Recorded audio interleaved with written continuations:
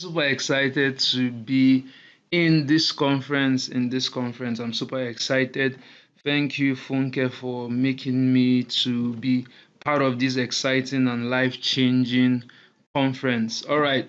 So in my session, I'm going to be talking about running your sewing business as a business and not a hobby. Running your sewing business as a business and not a hobby. Now, put it in comment section, running your sewing business. Let me see it in the comment section. Running your sewing business. Awesome. All right, let's get right into the slides. So in this session, you're going to learn why you need to stop seeing your sewing business as a hobby and how to start running a profitable sewing business. My name is Godstime Efeni, and I basically coach individuals, business owners, professionals on how they can leverage on what they know and start and grow a knowledge-based business using social media marketing. All right. So there's a difference between a hobby and a business. Now, two of them are not the same, and that is why many people have hobbies and do not profit from them. So it's possible that you have a hobby like sewing hobby, a passion for sewing, passion for making dresses, but you are not running a business. It's one thing to have a hobby, is another thing to run a business around your hobby. And in this session, I'm going to be teaching you what's the difference between a hobby and a business, and how you can start running a business around your hobby, around your sewing passion or passion for sewing. Okay, let's move on. Now, there are three questions you need to ask yourself before you can turn your sewing hobby into a profitable sewing business. Three major questions. The first question is your hobby a valid business? Now, a lot of people rush into turning their hobby into a profitable business, and thereafter they start struggling to get clients, they start struggling to get sales. Why? Because they did not validate if that hobby is a valid business. So, for instance, you have a passion for sewing, you have a passion for making dress. Now, it's not enough to say, okay, since I have passion for sewing dresses, then I should start running the business of my passion. No, it doesn't work that way. The first thing is to validate that it is a valid business. And you don't just validate that it is a valid business because your neighbor who loves to make dress is also running a business around sewing. The fact that your next door neighbor is running a business around sewing does not mean that you should automatically start running a business around your hobby for sewing. The neighbor next door already did a validation of the business before going into the business.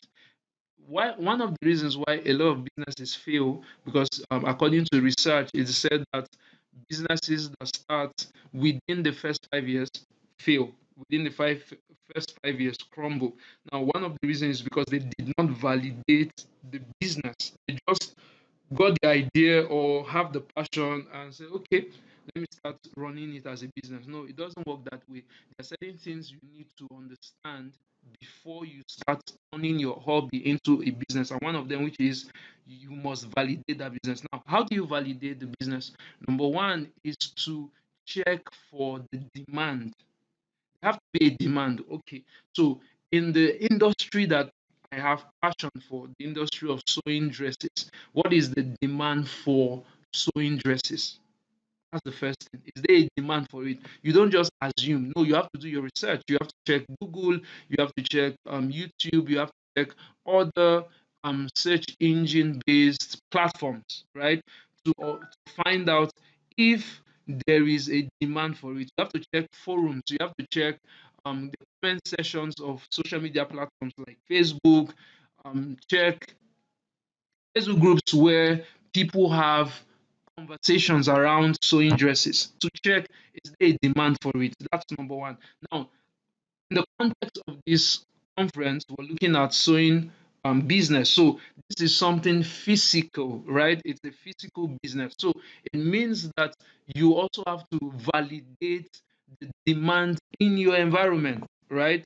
Yes, you can get we are in the age of social media, which I'll come to, right? But first of all, you have to start from your home, right?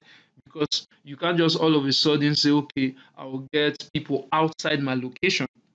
You also need to dominate your location, right? So you need to validate, is there a demand for this in my location? If there is not a demand, that means I have to go outside my location, right? So that's the second way to validate your business, or to validate that your hobby should be a business. Another way to validate that your hobby should be a business is the demand from people around you. Of course, you're not just saying, I want to start a business. You must have been sewing dresses maybe for free, or just collecting appreciation fee, right? Someone just say, oh, please take this and manage it. Thank you so much. And that's all. But you're not running a proper business. So the demand from people, are people always saying that your dress, the making of your dress looks so good that they can't resist coming back. They just want to keep coming back for you to make the dresses for them. If there is a demand from people for your skill of making dresses, then that is a valid business. Because you don't want to assume, imagine starting a business and you're struggling to get clients. You should have people around you who are always saying, I love the way she makes her dress. I want to patronize her more. I want to even bring people. See, when people start talking about your skill set, your competence to other people, then it means that that's a valid business. You should start building a business around your hobby, around your passion.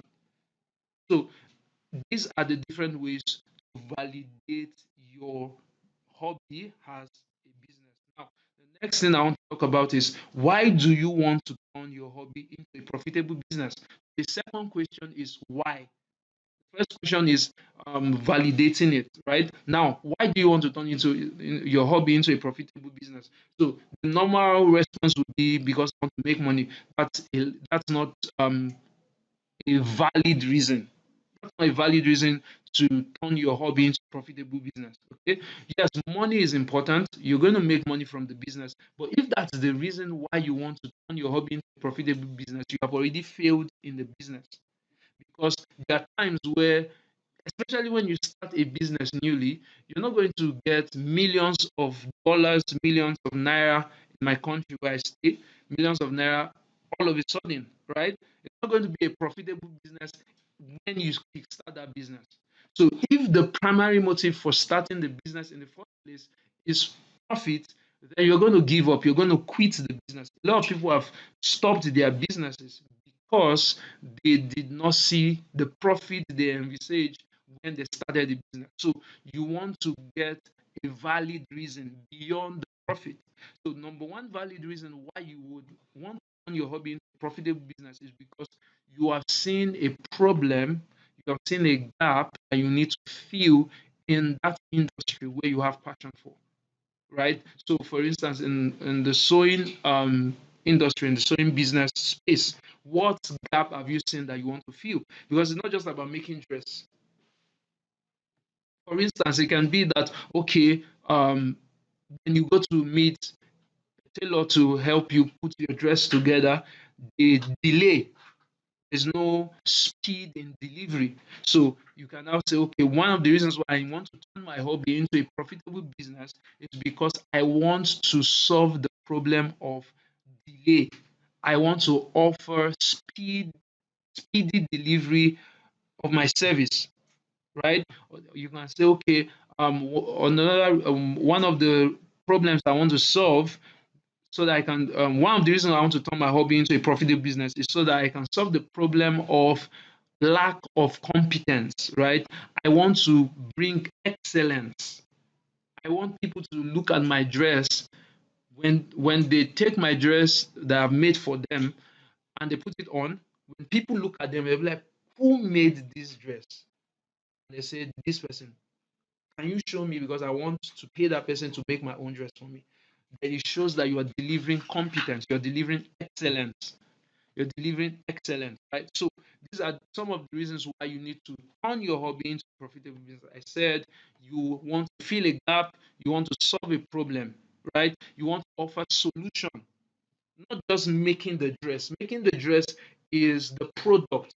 What problem are you solving with that product? What will make you stand out? What will make you unique? Because you're not the only one that wants to turn your hobby into a profitable business. You're not the only one who is good at sewing dresses, right? There are other people who are running the same business in your location. Um, Many people are marketing their sewing skills. So what will make you different from them? What will make clients leave them and come to you? You're having competitors out there. So what will make customers leave competitors and come to you?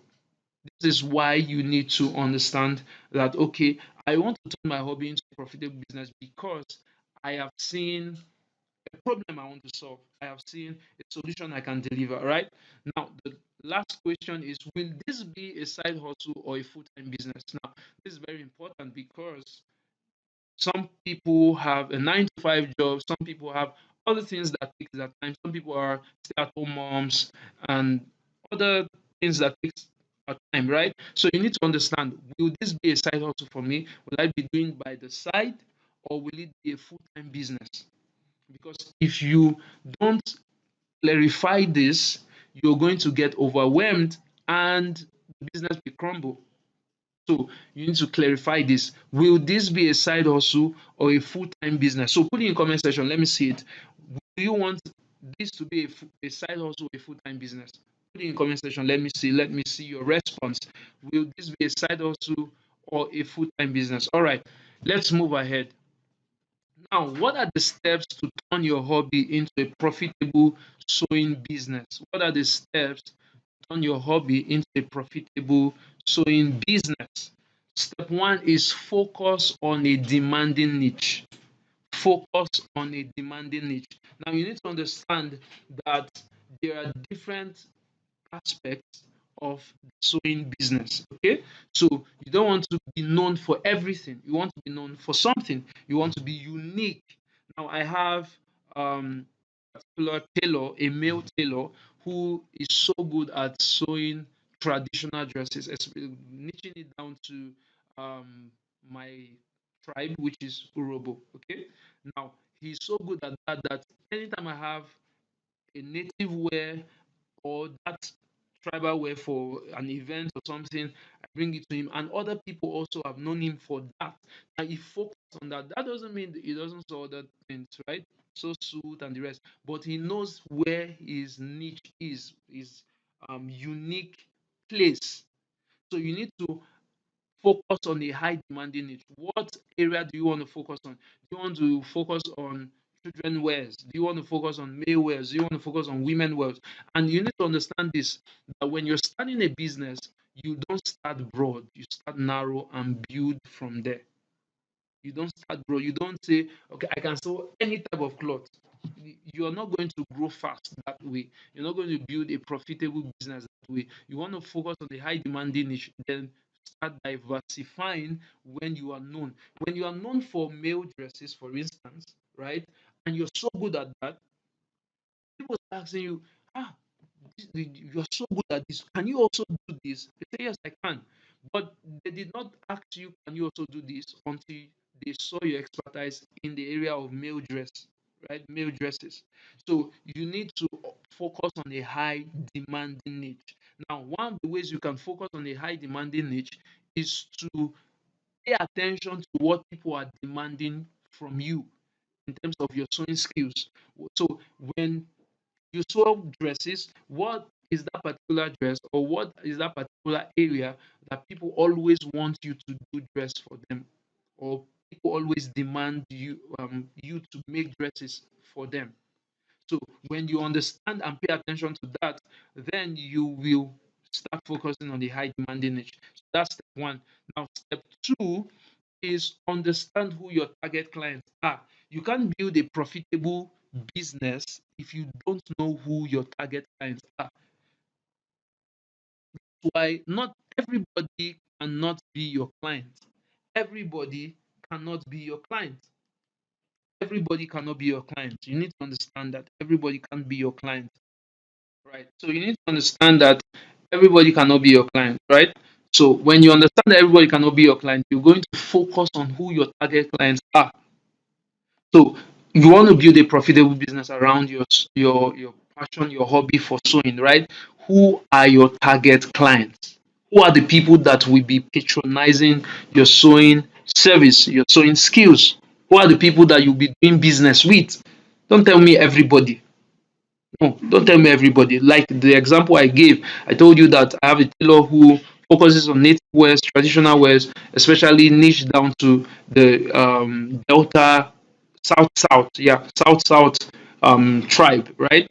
Now, his target clients are people from the South, people who want to dress in the Southern way for traditional events, traditional marriage, and so on and so forth.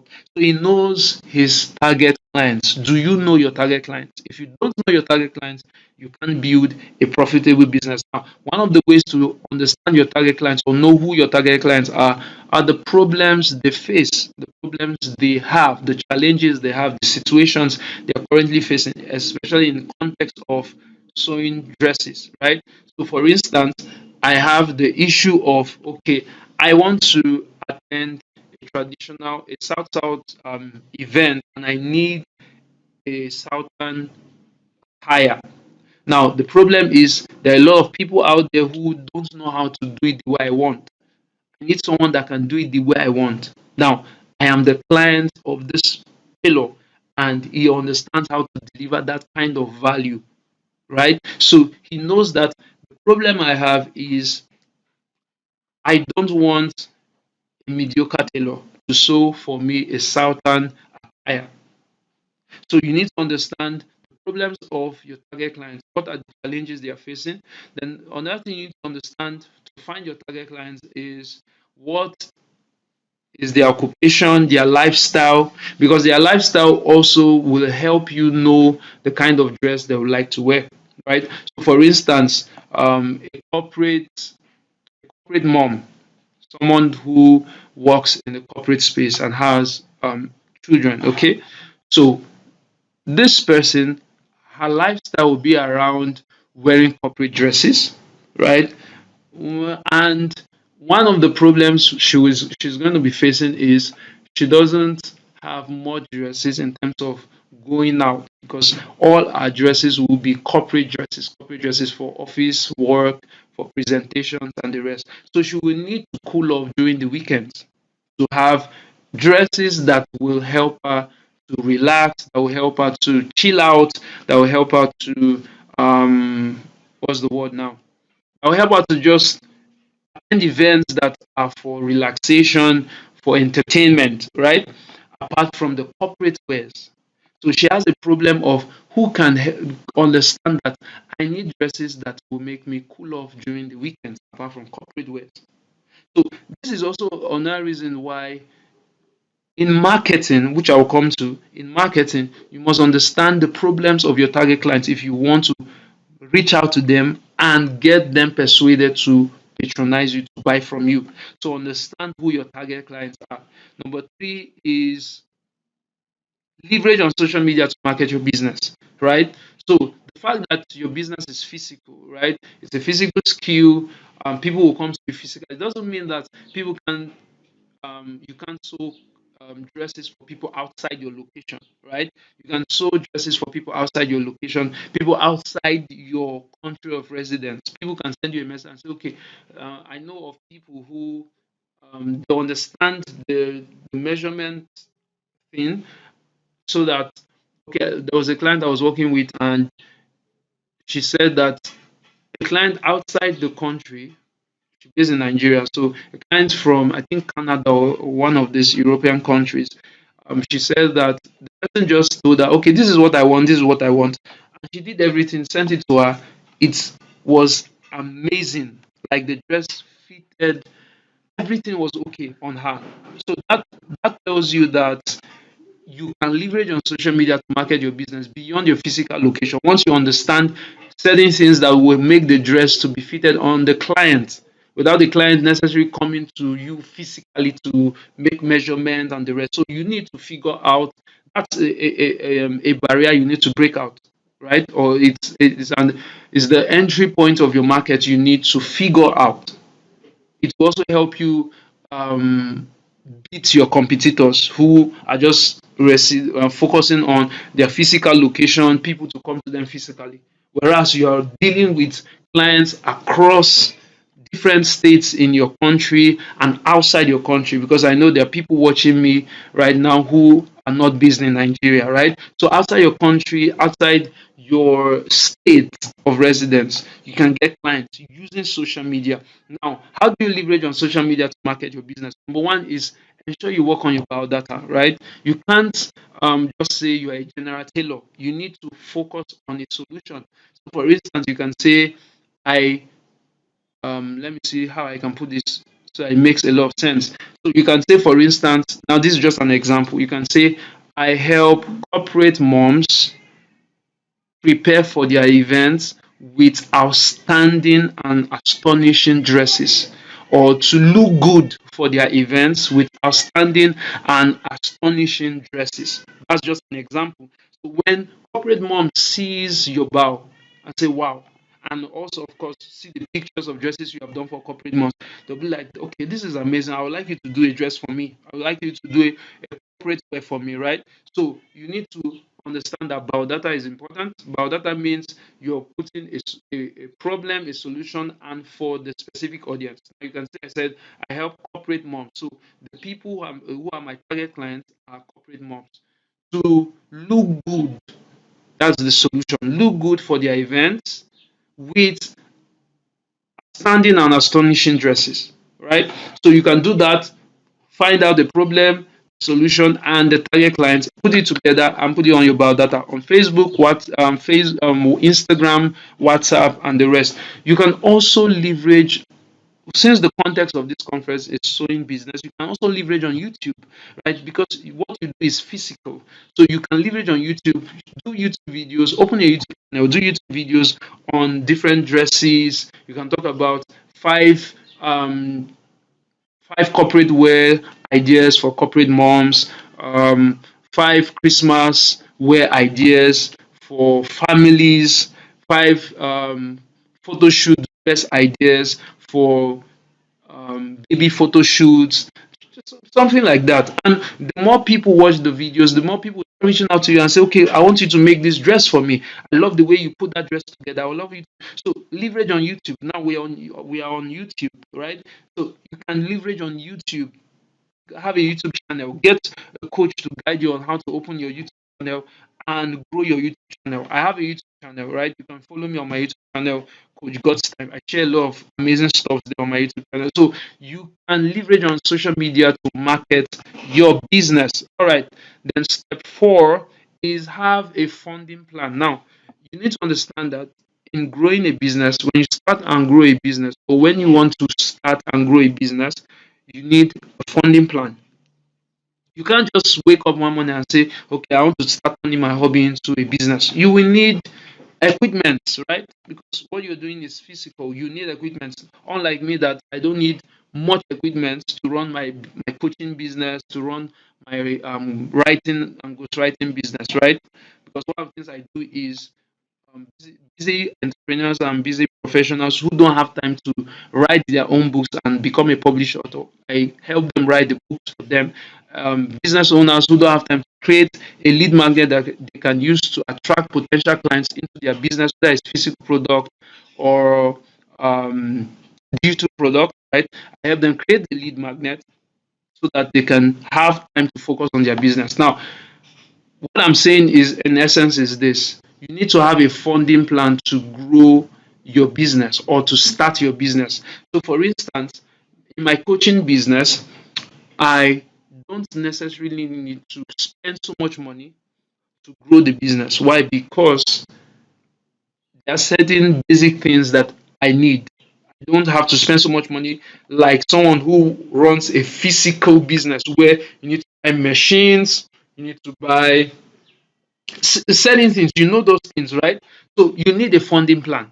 You need a plan that can say, okay, this is how I'm going to get money to fund this business.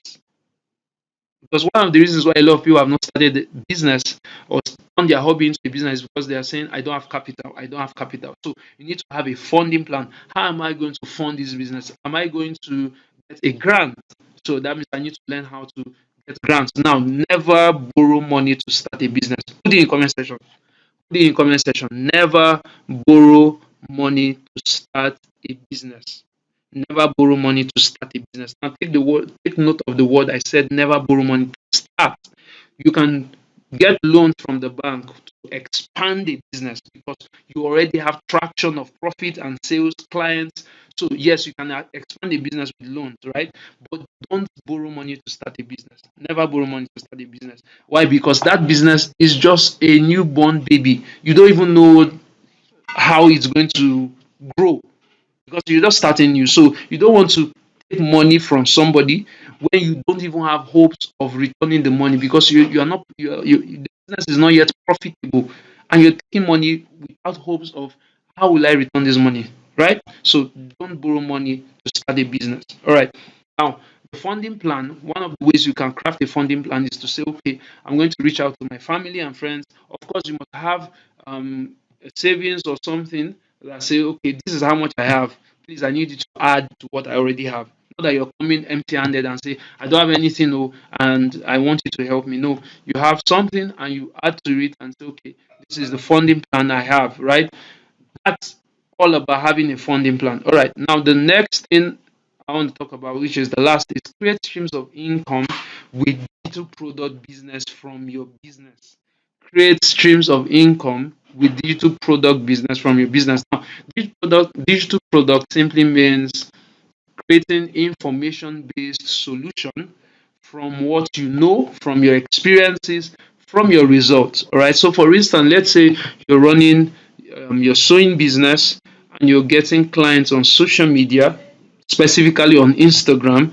You've been running your sewing business and you're getting traction with your sewing business using Instagram, getting clients. You can create an ebook on Instagram marketing secrets for tailors. Instagram marketing secret for tailors. And you talk about how to get clients on Instagram for your tailoring business or for your sewing business. Now, that's an idea. I'm sure somebody will be implementing it immediately, right? So, when you create that ebook and you start selling it, of course, you're not just going to create an ebook and start selling it. That's why one of the things I always work with my clients on when they want to start their digital product business, from their knowledge, from their experience, their result is to let them understand that you have to create a lead magnet. Okay, people will not just buy your book, your courses, your coaching program all of a sudden or automatically. People have to trust you, and one of the ways they can trust you is for you to give them value for free using a lead magnet. So it can be a free ebook, a free class, a free training, a free call, but specifically in this context, it can be a free ebook. Okay, you package that free ebook. So you can say, for instance, now let's say I want to create an ebook. I'm into sewing business, for instance, and I want to create an ebook on um, want to sell an ebook on Instagram marketing secrets for tailors, how to get clients on Instagram for your sewing business. Now, that's the ebook I want to sell. So, I'm going to create a lead magnet that says five mistakes, your five Instagram marketing mistakes you're making with your tailoring business, how to avoid these costly mistakes, costing you more customers, making you to lose customers in your business using Instagram. So I'm going to show them the five Instagram marketing mistakes they are making in their tailoring business and how they can solve it. Then in the book, in the free lead magnet, I'm not going to give them value, tell them avoid these mistakes or solve these mistakes. Then you can get my book if you want to learn more on the Instagram marketing secrets for tailors, right? So I've been able to use free, valuable resource to market my ebook. That's one of the ways you can make money with digital product business from your own business. You don't have to necessarily um, create a digital product outside your business. Now, if you have knowledge and experience in other areas, then you can create a digital product business around that. For instance, maybe you have passion for sewing clothes, dresses, right? And you also have knowledge and experience in marriage and relationship. You can start a digital product business on marriage and relationship, helping singles and married couples, right? So it doesn't have to be limited to sewing business. It can be other areas. I'm just using this as an example. So these are the things you need to know. Now, conclusion is your hobby will attract words of appreciation, but turning your hobby into a business attracts profit and lifetime impact. Put in the comment section, say your hobby attracts words of appreciation, but turning your hobby into a business attracts profit and lifetime impact. Now, I believe you have gotten so much value from this session. So I'd like you to put in the comment section and let me know what you have gotten value for. And if you have questions, put in the comment section so I can respond to your questions. Let me hear from you. Let me hear from you in the comment section.